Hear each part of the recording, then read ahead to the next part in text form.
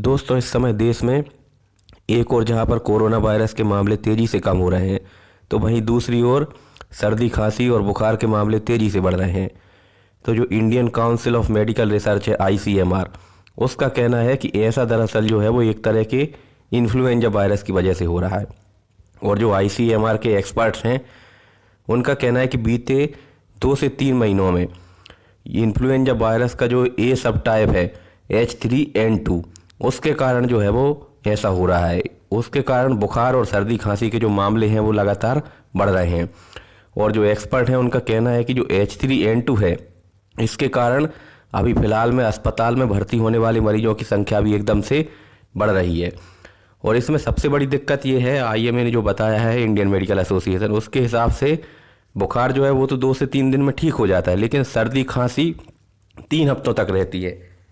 और इस वजह से व्यक्ति को डाउट होता है कि कहीं ऐसा तो नहीं है कि मुझे TB हो गई हो, ट्यूबरकुलोसिस, क्योंकि TB में ऐसा माना जाता है कि लगभग 2 सप्ताह तक से ज़्यादा अगर खांसी है तो उसे हम TB की श्रेणी में मान सकते हैं। तो इसमें ये एक व्यक्ति के मन में डाउट उठता है, पर ऐसा दरअसल इन्फ्लुएंजा वायरस के कारण होता है। अब देख लेते हैं कि ये जो इन्फ्लुएंजा होता है ये क्या होता है दरअसल। तो जो WHO है उसके मुताबिक जो मौसमी जो इन्फ्लुएंजा वायरस होता है, जिसकी वजह से हमें मौसम चेंज होने पे सर्दी जुकाम खांसी ये सब होता है, वो दरअसल 4 उसके टाइप होते हैं, A, B, C और D। और इसमें से जो A और B टाइप होता है उसकी वजह से जो मौसम चेंज होने पे जो फ्लू होता है, सर्दी जुकाम होता है, वो होता है। हालांकि इनमें से जो इन्फ्लुएंजा A टाइप है उसको जो है वो एपिडेमिक यानी महामारी का कारण माना जाता है। तो ये जो इन्फ्लुएंजा टाइप है, इसके भी 2 सब टाइप होते हैं, एक तो H3N2 और दूसरा H1N1।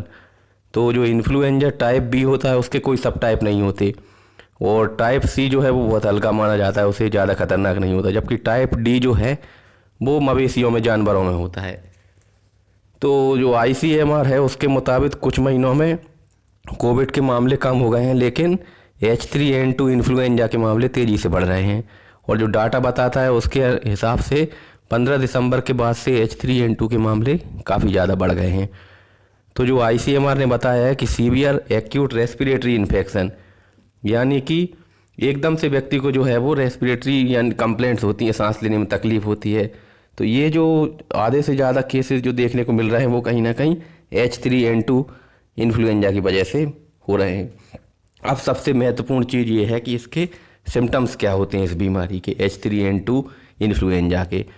तो जो WHO के मुताबिक जो है इसमें मौसमी इन्फ्लुएंजा जो है, इससे संक्रमित होने पर बुखार होता है, सूखी खांसी रहती है, और ये खांसी जो है 2 से 3 हफ्ते तक बनी रहती है। बहुत तेज़ सिर दर्द होता है शुरुआती 2-3 दिनों में, साथ में बहुत तेज़ हाथ पैरों में दर्द होता है, मसल्स में दर्द होता है, जोड़ों में दर्द होता है साथ में थकान बनी रहती है, गले में खराश रहती है, और साथ में नाक बहती रहती है। सबसे बड़ा जो सिम्टम इसमें ऐसा है कि शुरुआत के 1-2 दिनों में व्यक्ति की हालत इतनी ज़्यादा ख़राब हो जाती है कि वो सिर दर्द इतना ज़्यादा होता है वो ठीक से खड़ा भी नहीं हो पाता है, और इस वजह से जो है बहुत समस्या पैदा होती है, हाथ पैरों में भी बहुत ज़्यादा दर्द होता है।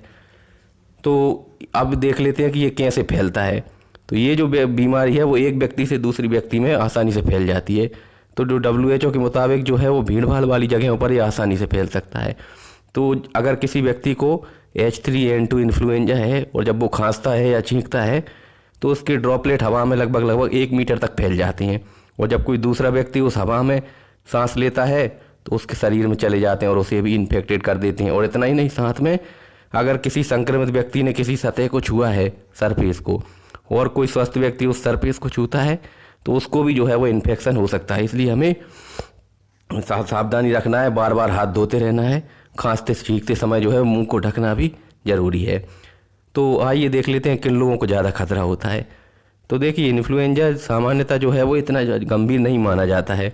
ये जो है वो सर्दी जुकाम की तरह होता है, सामान्य सर्दी जुकाम होता है और ठीक हो जाता है। लेकिन जो गर्भवती महिला हैं या फिर बच्चे हैं 5 साल से कम के जिनकी इम्यूनिटी कमज़ोर होती है, साथ में जो बुजुर्ग हैं 60 साल से ऊपर वाले, या फिर कोई बीमारी है जिनको किडनी, लीवर या हार्ट की, तो ऐसे व्यक्ति जिनकी इम्यूनिटी कम होती है उनको भी ज़्यादा खतरा होता है। साथ में जो हेल्थ केयर वर्कर्स हैं, यानी जो अस्पताल में काम करते हैं, स्वास्थ्य सेवी, उनमें भी जो है वो इन्फ्लुएंजा संक्रमित होने का खतरा ज़्यादा होता है। आइए सबसे आखिरी में देख लेते हैं ट्रीटमेंट क्या है। तो जैसा सामान्य सर्दी जुकाम का ट्रीटमेंट होता है वैसे ही इसमें अभी सिर्फ और सिर्फ सिम्टोमेटिक ट्रीटमेंट करना होता है, यानी कि हाथ पैर दर्द हो रहा है तो दर्द के लिए पैरासीटामोल ले सकते हैं। शरीर में पानी की कमी ना हो इसके लिए ORS ले सकते हैं। साथ में जैसे एंटी एलर्जिक दवाई ले सकते हैं, जैसे कि सिट्रीजिन हुआ, मोंटेल्यूकास्ट, ये ले सकते हैं। और अगर खांसी है तो उसके लिए कफ सिरप ले सकते हैं और अपने डॉक्टर को दिखा के जो है वो अपना ट्रीटमेंट करवा सकते हैं। तो इस तरह से इसमें जो है, और साथ में शरीर में पानी की कमी नहीं होने देना है। तो इस तरह से जैसे सामान्य वायरस का जो सामान्य वायरल फीवर का इलाज होता है उसी तरह का इसका ट्रीटमेंट होता है। बस हमें जो है, और साथ में एंटीबायोटिक का इसमें कोई खास रोल नहीं होता है, क्योंकि एंटीबायोटिक जो होती हैं वो बैक्टीरियल इन्फेक्शन पर काम करती हैं।